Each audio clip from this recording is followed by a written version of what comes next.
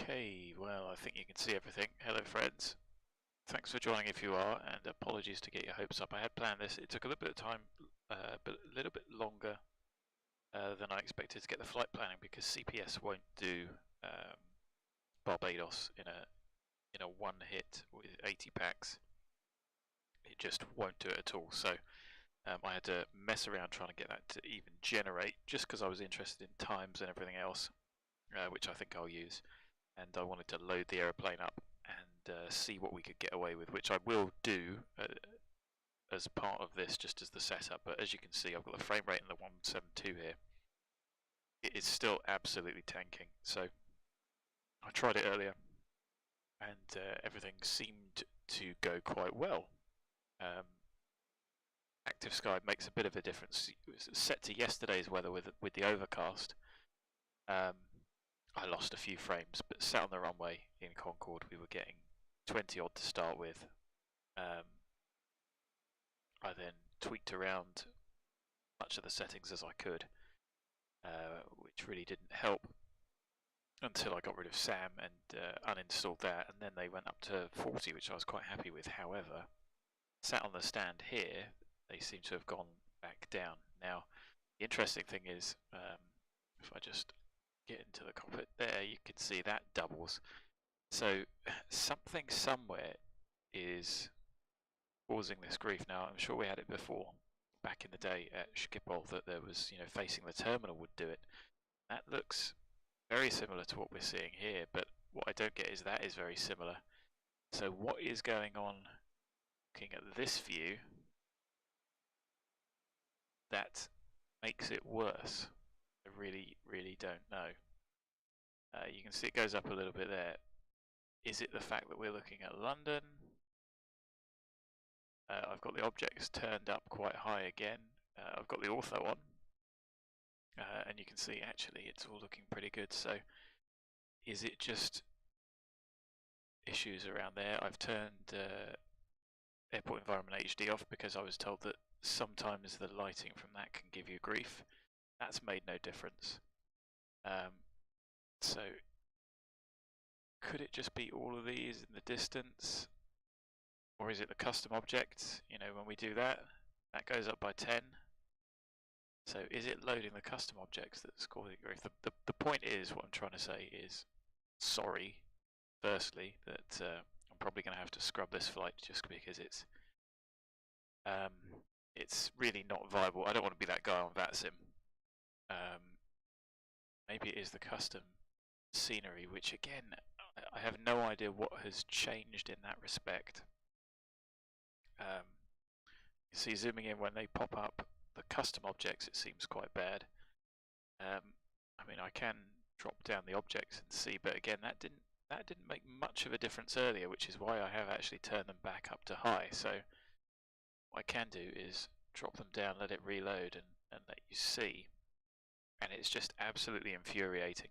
Like I said last night, the fact that you cannot get a level of consistency in X-Plane. I don't mind a drop of 10%, 5 frames when you're doing 30. But when you've got frames down to 20 and then doing something doubles it, it's something really inefficient is going on somewhere. And it's just trying to get to the bottom of it. I can't remember what the fix was. I think it was just when the update came out. I mean, I could try doing drivers and rolling back on those to see if that makes a difference, which I will do. But obviously, you've got to do all these steps one at a time, and it just is incredibly time consuming. And of course, as I found out earlier, it looks like you've succeeded, and then again, can fail miserably. So it's just a little bit infuriating. Like I say, there's a couple of updates. There's a driver update for the graphics card, so I can roll that back quite easily. X-Plane I can't roll back, at least I don't think I can. And of course Windows is updated as well, so there's all these possibilities of something somewhere causing grief, but it is the CPU. I mean, I'm not going to rule out the GPU drivers, but it is the CPU that is going through the roof. Anyway, so I'll just see if this makes much of a difference. And if it doesn't, what I can do, because I've got X Organizer, is certainly to take away the bespoke scenery for cities. Although, where were we yesterday? There isn't anything for Toronto, and still that was taking a hit even at the airport. So we'll just let this load up, and obviously it's taking a bit of a while because of the Ortho for the UK. And bearing in mind this is just using the flight plan route, so it doesn't include the north of the UK or the rest of Europe. I can try turning off ex-Europe, etc. Of course, the issue with that, there you go. I mean, that looks a bit better. You can see that the reason that I turned it back up was because it doesn't make that much of a difference. A couple of frames a second I can live with. Going from 34, 35 down to 30. I can live with, but it's when it really hammers it and drops down, and I appreciate, maybe it is that fact. I can live with that as 30. Maybe we can go ahead with this. I'll just be a little bit late, but look, back to 47. If this drops down now, maybe it is just about viable, but you still see it is really stretching. So let's load up Concorde and see what we get. Like I say, I played around with this all morning, and it would be nice just to see what was causing that inconsistency. So ideal. Anyway, like I was saying about flight planning, this was done in reality with 80 packs and or baggage. CPS does not like that at all. I had to take the packs down to 27 just to be able to get it to work, including our alternate. We were limited by release fuel. 95.6. So a full fuel load. So I think something may be very off there. Got 35, 12, 16. Again, you can see I've reduced the shadows back to see if that was doing it. And there you go, look, something somewhere is going spectacularly wrong, because this is absolutely unusable. And I've turned everything down, so the CPU is going through the roof there, and it's just almost impossible to try and figure out where. If I played with taking all these off, they don't actually make much of a difference. I suppose terrain radar can go, as can XRAS. We need that. We need that. We need that. We need that. We need that. So they're all loaded and fine. Just double checking. You see, there's no real XUPIC. Just takes a little bit, but these are negligible, so it shouldn't make that much difference. And yet here we are with an unusable frame rate. Outside is not much better. So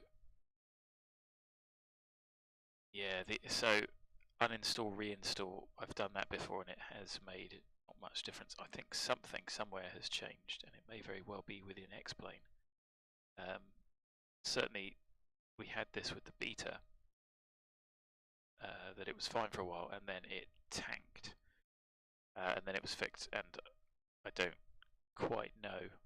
I could try changing down to 2K, but it doesn't seem to be a texture problem.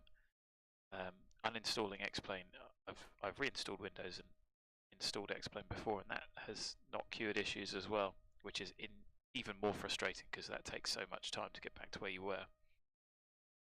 It's clearly not the GPU that's working well. There is something hammering the CPU, and even looking at Task Manager, you just can't see it. And the CPU actually isn't very heavily loaded. If I try and load up Task and Performance Manager, X-Plane is taking the majority of the CPU. Xpilot is taking more than its fair share, I would say, even though I'm not connected. So what I might do is try disconnecting that. Just kill Xpilot.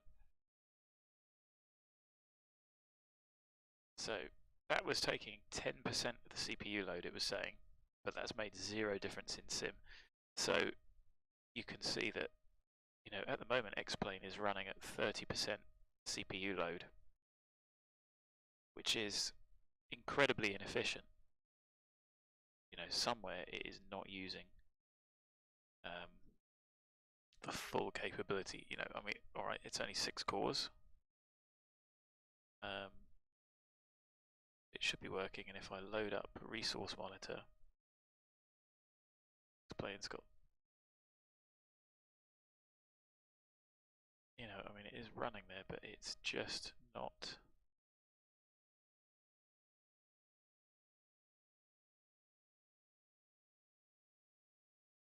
You know, it's taking up the majority, but it's, you know, so I think maybe it is just something in X-Plane.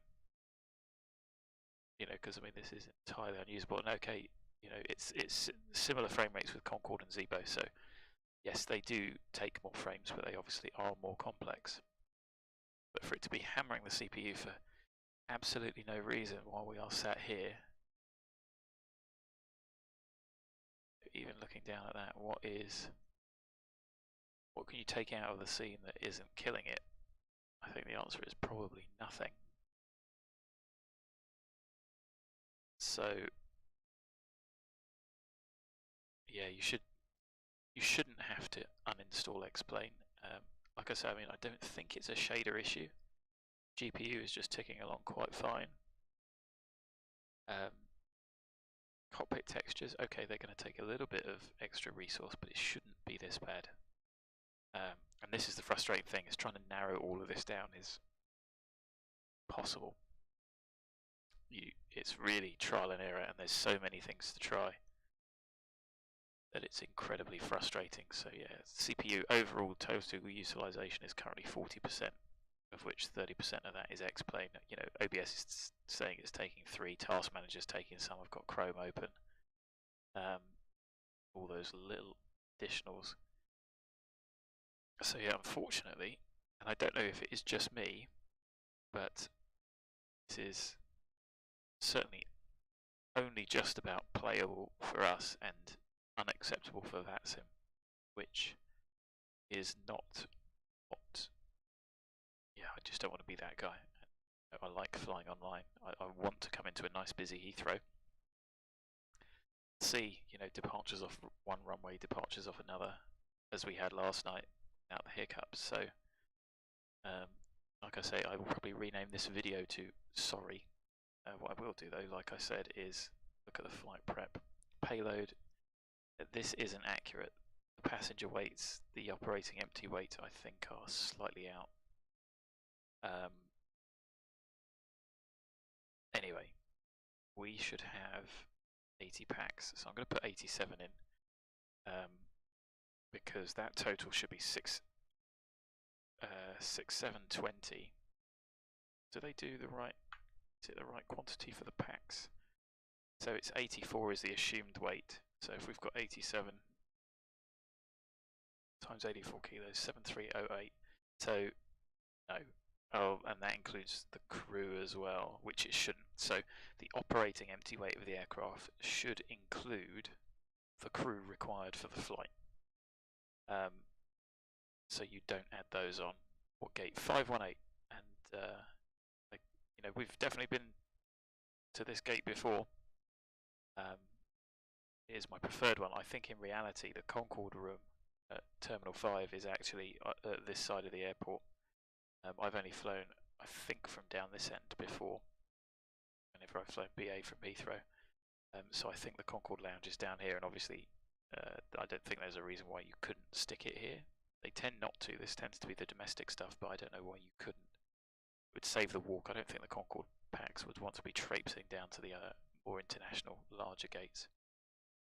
So yeah, I still haven't quite figured out the payloads for this.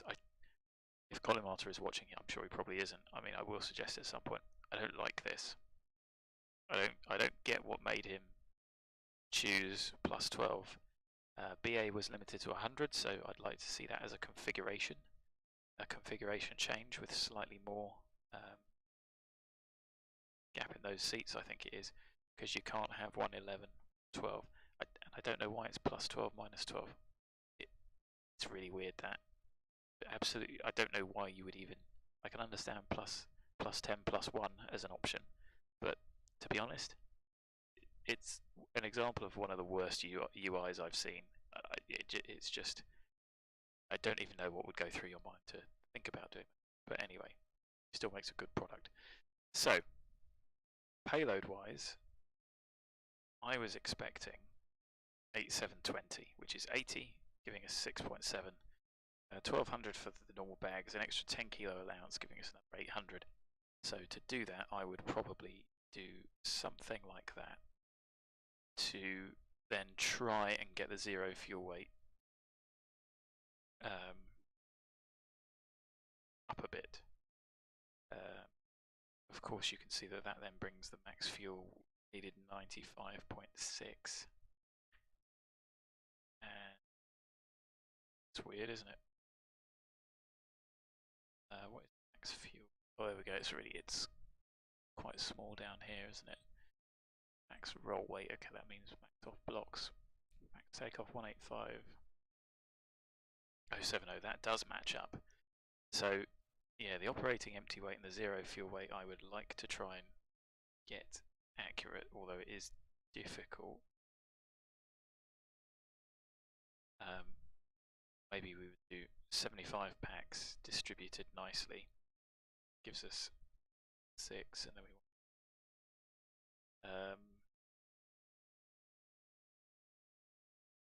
want 0.7. We probably can't do that. Oh no, look. Let's be able to.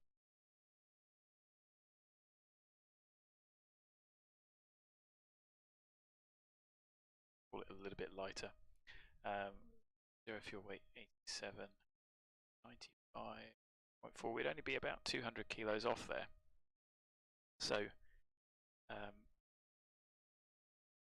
yeah, okay, like I say, not perfect. I'd rather have the 80 packs, and then that should also match up with the bags, but it doesn't.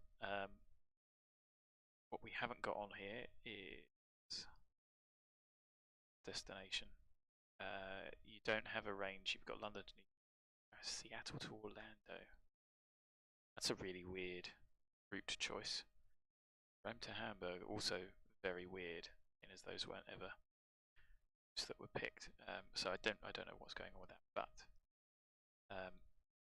if we were happy with 6, 8, 7, give or take that as a payload weight, get or wires. So we would need to go to max fuel. We should get the caution. 5606. And we don't, which I find is slightly odd. Heavy, yeah, max takeoff. So we're under. Weird. Okay. So payload wise, I think we will actually be able to do it. Why CPS won't let me, I'm not quite sure. But it should certainly be doable with that fuel, although I think we actually need a little bit more. So I would be tempted to take as much as we can get. Again, I much prefer, oh, that is full fuel now. 95.7, I would much prefer, again, why we can't just type it in. I know it's trying to help with the working out the flight profile, but if I don't want to do that and I just want to pick a fuel, I don't know why you'd give me options for 20, 40. I know they're nice and quick, but why can't I just type it in and say, I want X would be ideal as well. So at least we think we could do it, but until I figure out this issue, I don't think we're going to be. So as I said, sorry about that.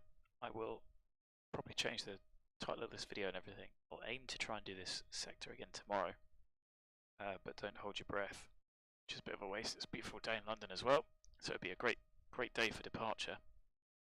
And as I said, I've edited the route, found an en route chart extract. So have a look at that if you're interested. Some of the routes that people have found online are a little bit, they're pretty similar, but I just had a look at those waypoints and sort of eyeballed it, and it's pretty much a great circle route all the way. and I think that would be quite good fun. I'd like to say it would be a bit of a challenge, but you know, it isn't really. You're either going to make it or you're not. The challenge is the decision making, and that's why that chart was really good for the two and three engine diversions and the flying time, the equal distance flying time points for all of those, which is really cool. So I'm going to leave it there. Like I say, sorry again. If anybody else sees this and has any magic solutions, I'd be really glad to hear them. I'm going to continue doing some troubleshooting and hopefully we'll get to the bottom of it, but look at that rubber banding, it's just awful. Until then, sadly, go for us. That would look quite good on the stand. I have stood on the stand at the old Terminal 4 and Concorde come in when a mate of mine was marshalling it in, which was pretty cool.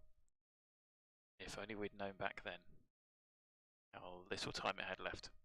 Anyway, thanks for watching so far, and I hope to see you again tomorrow. Look forward to it. Look after yourselves, and hopefully we'll get to the bottom of this. Stay safe and take care. Bye bye for now.